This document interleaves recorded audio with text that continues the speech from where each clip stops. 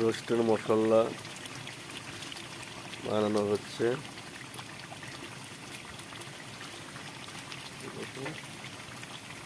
মশলা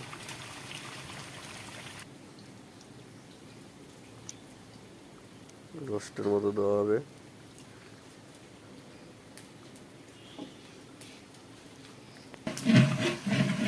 এই যে আমাদের রাসেল ভাই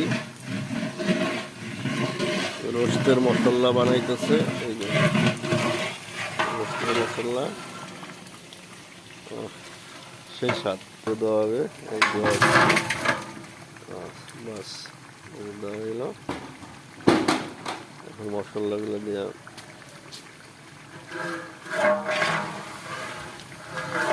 নাড়াচাড়া করা হচ্ছে।